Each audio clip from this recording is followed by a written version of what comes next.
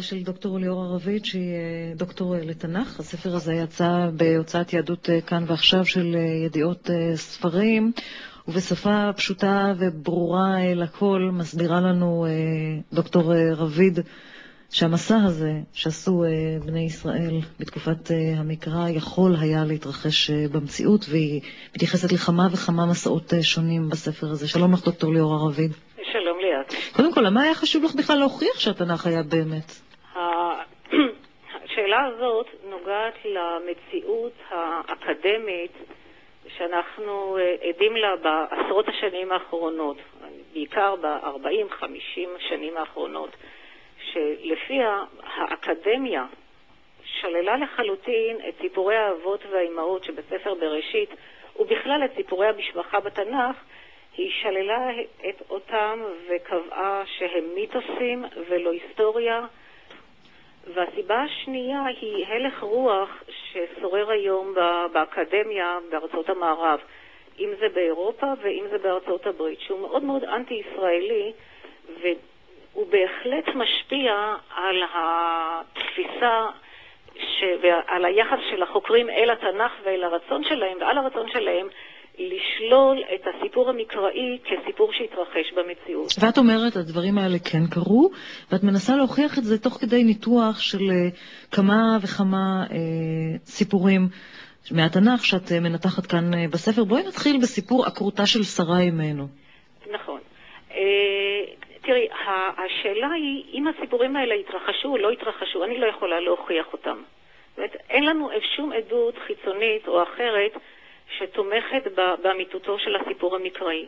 השאלה שאני שואלת, האם ייתכן שהסיפור, והסיפור שאני כבר אגע בו זה ששאלת עליו, יכול היה להתרחש במציאות? האם הוא עונה לזמן, למקום, לדרכי החברה, המשפט, הכלכלה וכל פרמטר אחר שתקבעי? אוקיי, אז בואי נעבור... התשובה היא כן. אוקיי, בואי נעבור לסיפור שרה. שרה, בוא נזכיר, הייתה עקרה, נכון? נכון. שנים רבות, עד שילדה את יצחק. בדרך עוד נולד לאברהם אבינו בן נוסף מהשפחה, מהגר, ושרה רואה את כל המתרחש לנגד עיניה וכועסת ועצובה וזועמת, עד שהקדוש ברוך הוא בסופו של דבר פותח את רחמה והיא נכנסת להיריון. נכון. את אמרת לי בשיחה מוקדמת בינינו, שאת לקחת את סיפורה של שרה לרופאים. נכון. כאן בארץ. כן. והם הסבירו לך מדוע שרה לא יכולה הייתה ללדת ילדים בהסברים מתוך הרפואה המודרנית. בהחלט. אוקיי, בואי ספרי לנו את כל התהליך. אוקיי. גיל הנישואים המקובל בעולם הקדום של נערות היה 9, 10, 11, כלומר עוד לפני שהם קיבלו את המחזור החודשי. התנ"ך מספר ששרה ואברהם עזבו את אור, שהציבור מכיר אותה כאור כסדים, והלכו לארץ כנען. עכשיו, אני מדדתי את המרחק של המסע, והגעתי למסקנה, אני וחברים שלי שנודעו לצידי, הגענו למסקנה שהם הלכו כ-3,500 קילומטר. ילדה בת 9 הולכת 3,500 קילומטר. כן. והמסע הזה ארך כ-20 שנה. ואני מוכיחה את זה בספר, אני לא ניכנס לזה כאן. עכשיו, אני יודעת מה היה סל המזון שעמד לרשותה. מכיוון שאני מכירה, או החוקרים מכירים את הכלכלה הקדומה, ואנחנו יכולים להעריך מה היה סל המזון שלה. מה? מה יכלה? 3,500 קילומטר? קצת לקט, גרגירי חיטה, שעורה שהיא לקטה, שמן זית, זיתים, ומצרכים מאוד מאוד יסודיים. מה שהיה חסר לה שם זה סידנים בעיקר, סידנים וחלבונים. סל מזון שכזה אפשר לה לשרוד, אבל הוא פגע קשות בכושר הפוריות שלה, כפי שמחסור בגטאות פגע בפוריות של אנשים, הוא עצר את המחזור שלהם. וכפי שלהבדיל אלף הבדלות קורה למשל לחולות אנורקסיה. נכון מאוד, ואני משתמשת בדוגמה הזאת. מה שקרה לה זה מה שקורה לאנורקסיות ומה שקורה לאנשים שסובלים חרפת רעב. היא לא מתה ברעב, אבל כתוצאה מהרעב המחזור החודשי שלה נעצר והיא לא הייתה מסוגלת להיכנס להיריון. עכשיו, אני לקחתי את הנתון הזה של המרחק, של סל המזון, של גיל הנישואים, והלכתי עם זה לרופאים. אני במיוחד מציינת את דוקטור נעמה קונסטנטיני, שהיא ראש החוג ללימודי ספורט במכללת וינגייט, נכון? היא הייתה ראש המכון לרפואת ספורט בווינגייט ועכשיו בהדסה. ונעמה ואני ישבנו על התיק הרפואי של שרה. זאת אומרת, נתתי לה את הנתונים שעמדו לרשותי, והיא בנתה לה תיק רפואי.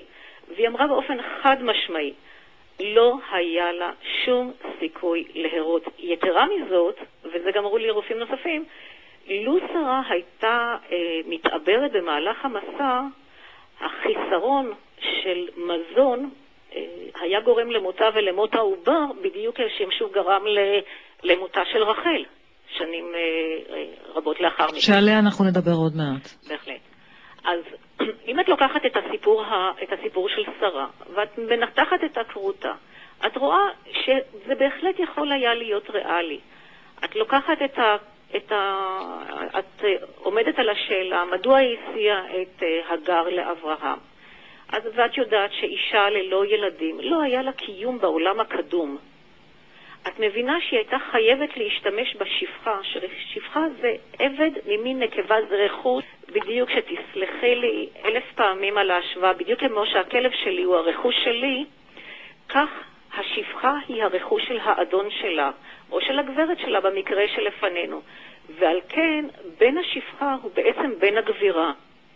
והבן שנולד להגר מאברהם לא נחשב לבנה של הגר, אלא לבן הפורמלי של שרה. ואם את רוצה, יש לנו כאן עדות לפונדקאות הקדומה ביותר. עכשיו, איך בסופו של דבר שרה כן מצליחה להתעבר? עוד פעם... אם נניח רגע לענייני הניסים, ונשים רגע את הפרטים המדעיים שאת מדברת עליהם, איך בסופו של דבר היא מצליחה? קודם כל בוא נזכיר שכשהיא מגיעה לך אני בת 28, משהו כזה? 29, 30? אני הייתי אומרת שהיא בת כ-30 שנה, לפי החישוב שלי. אבל איך היא מצליחה להרות? בדיוק כמו שכל אישה אחרת שסבלה חרפת רעב, ומתחילה לאכול משום שסל המזון שלה משתפר, ובמקרה של שרה גם התלאות של הדרך חדלו, והשריפת קלוריות המטורפת הזאת שנמשכה על פני כ-20 שנה נעצרה. היא זוכה לסל מזון יותר טוב, היא חיה במקום אחד, היא מפסיקה עם הנדודים, הבריאות שלה משתפרת, והיא מצליחה להרות כפי שאנורקסית שמתחילה לאכול ועולה על מסלול חיים תקין, מצליחה להרות, או שוב פעם, כפי שנשים שעזבו את הגטו, המחזור החודשי שלהם חזר, והם הצליחו להרות וללדת ילדים בריאים. ואז היא... שום סיבה שנניח שלאישה שעזבה את מחנה, את הגטאות, הייתה יכולה ללדת, אבל שרה לא. אז בעצם, אם אנחנו עושים את החשבון הזה של חייה של שרה, ואנחנו רואים שהיא ילדה את יצחק בערך בגיל 33, 34, משהו כזה? זה החישוב שלי, כן. ואת כותבת פה בספר שבתקופה הקדומה נהגו משהו כזה, נכון? כן. כמה זמן אחר כך נפטרה שרה? תראי, הערכה שלי היא שהיא נפטרה כשהיא הייתה בערך בת 37, מה שכמובן לא עומד עם הסיפור של התעברותה בגיל 90 לגבר בן 100, שזה נכון. דבר שלא יכול להיות במציאות לא הקדומה ובוודאי שגם לא בימינו. אז איך את מסבירה את הכתיבה הזו? תראי, אני בספר שלי מחלקת בין התפיסה התיאולוגית או בין התפיסה הדתית שהמקרא מציב בפנינו לבין התפיסה ההיסטורית. ואני לוקחת את הסיפורים האלה ובוחנת אותם בפרמטרים היסטוריים, כלכליים, חברתיים, משפטיים ואחרים. ומראה שמרבית הסיפורים, עוד פעם, לא כולם ולא ב100%, אבל אני מאוד מאוד זהירה, מרבית הסיפורים עומדים במבחן המציאות, ולכן למרות החיסרון של כל אישור ארכיאולוגי, או תמיכה ממקורות חיצוניים לתח. לא, אבל זה עדיין לא מסביר למשל את הפער בגילאים, את הפער למשל בין הגילאים של תנ"ך ושרה, של שרה ואברהם, שמצוינים בתנ"ך לבין הגילאים שאת... זה היה סוג אחר של ספירה? לא, לא. ויש פה איזושהי, המטרה של שרה בת 90 ואברהם בן 100, כאשר נולד יצחק, היא להראות את הנפלאות, בעצם, את הפלא שבעצם הולדתו של יצחק, והברית החדשה הולכת צד אחד קדימה, צד אחד נוסף, ואומרת שישו הוא בכלל בן של אלוהים, שרוח הקודש שלו הכניסה להיריון בתולה. כלומר, מה שאת אומרת בעצם שבתוך הדברים האלה יש איזשהו סוג של ניסיון, בעצם על ידי מחבר התנ"ך לייצר את הנס, לייצר את המיתוס שמייסד את האמונה. חד משמעית, כן. עכשיו בואי נתקדם לסיפור נוסף. דיברת מקודם על הנושא של רחל, לאה ויעקב. אנחנו זוכרים את סיפור אהבתו של יעקב לרחל. אנחנו יודעים שלבן הסיע אותה הבכורה ממנה ללאה, ויעקב היה צריך לעבוד 7 שנים נוספות כדי להינשא לרחל, שבסופו של דבר ילדה רק 2 ילדים. איך את מסבירה את הסיפור הזה של רחל, יעקב ולאה לפי המחקרים שאת עושה?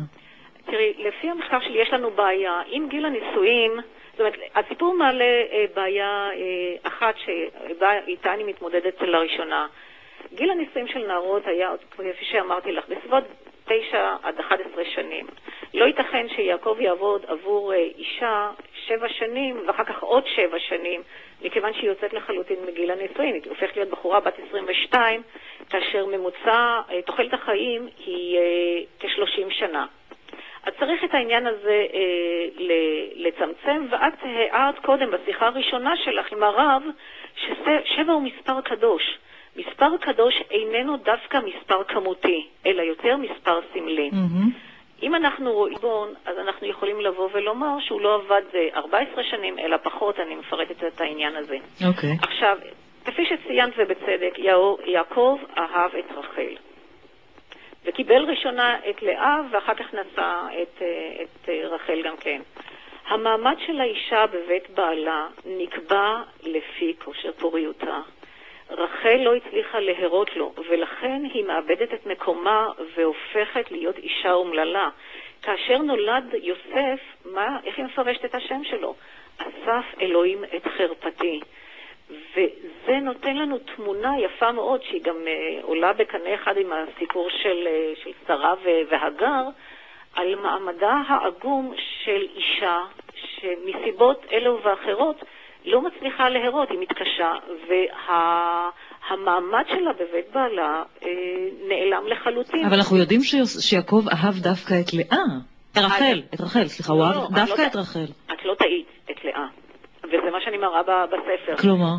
כלומר, רחל איבדה את מקומה. יש אחד הפסוקים שם אומר, ויחר אף יעקב ברחל, הוא צרית עליה, תחת האלוהים אנוכי אשר מנע ממך פרי בטן. כלומר, ויחר אף, זה חרון אף בכלל, הוא אחד מביטויי הכעס החריפים ביותר בלשון המקרא.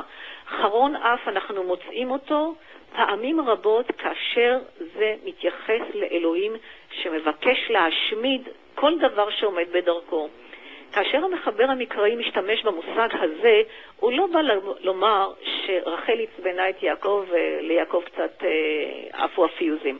הוא בא לומר ששם היה פיצוץ נוראי. על רקע העקרות שלה. בוודאי. עכשיו, מדוע כתוב שעיניה... סליחה, הוא עובד עבורה ובעצם מקבל אישה להרות לו, בעוד שהאישה, האחות שלה, שאותה הוא שנא בתחילה... יולדת ללא הפסקה. בהחלט. אמרת לי אתמול בשיחה מוקדמת בינינו שלאה בעצם הייתה נכה, נכון? נכון. מה זאת אומרת? אוקיי. התנ"ך ממעט לתת סימנים שמזהים את האישה. בדרך כלל הוא יגיד אישה יפת מראה או יפת תואר. על שרה נאמר שהיא הייתה אישה יפה, אבל את לא יודעת אם היא הייתה גבוהה או נמוכה, שחורה או בהירה. טוב, אנחנו יודעים שהם היו כהות, כן? זה ברור.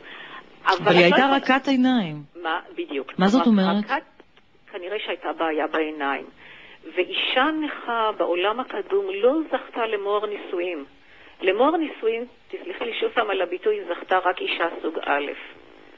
אישה מושלמת, שהיא גם יכולה ללדת ילדים, ואין לה שום גם גופני, והיא גם בת 10. כן, זה את יודעת רק אחרי שפתחת את האריזה. אבל לא קודם לכן, ורחל הייתה באמת אישה יפה, ומקבלת ולשאת אותה תמורת מוהר נישואים, ומקבל את לאה וזועם עליה. עכשיו, לו לאה הייתה נישאת ליעקב, לפי המצב שהיא הייתה נתונה, ואת לוקחת בחשבון את הנחות של רכות עיניים, זו האישה היחידה בתנ"ך שהתנ"ך מציין שהייתה לה איזושהי בעיה. אפילו אסתר שזכתה למקומה בזכות יופייה, לא נאמר עליה שום דבר, שום תו שמייחד אותה. כלומר, בעצם מה שאת אומרת, אני מקצרת דוקטור רובית גיל, לצערי הרב, אנחנו נאלצות לסיים.